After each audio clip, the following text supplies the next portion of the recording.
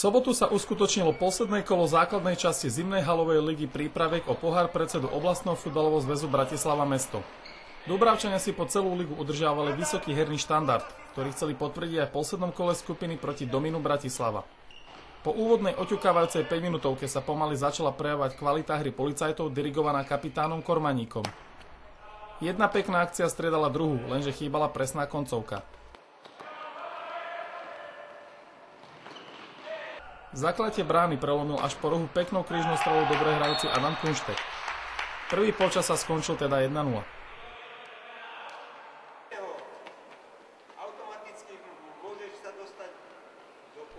V druhom detstve sa obraz hry nezmenil. Eškapáci sa zdržovali väčšinou na súperovej polovici, pekne kombinovali, no zase nie a nie dať gól. Ten prišiel napokon po ďalšej štandardnej situácii, keď sa presadil Kristián Černák a stanovil výsledok na konečných 2-0 pre ŠKP. To obsadilo v konečnej tabulke pekné druhé miesto za Sencom a už o týždeň ich čaká zápas o bronz proti Iskre Petržalka.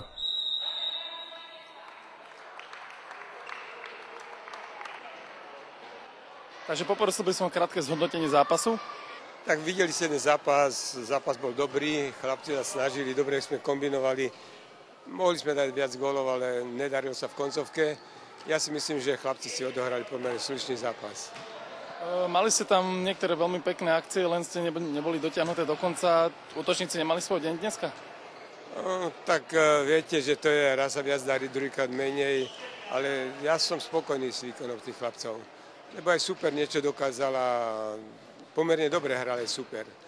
Viac menej sa bránil po celý zápas, ale nám vychádzali niektoré momenty, akorát to prekvapenie tam mohlo byť väčšie, že by sme strelili viac tých gólov. O týždeň vás čaká záverečný zápas o 3. miesto s Petržalkou. Doňho idete určite s víťazstvom vyhrať. Budete favoritom, či? Favorit. Každý zápas začína od 0-0. A čas povie, že jak to dopadne vlastne. Ja si myslím, že sa popasujeme a budeme sa snažiť vyhrať. A každý zápas.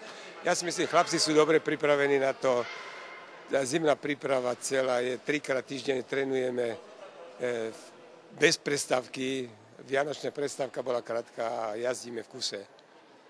A touto cestou bych chcel pozvať medzi nás ako chlapcov z Dúbravky a z okolia, že čo by mali záujem o futbal, že by prišli do našich hradov. Budeme sa tešiť.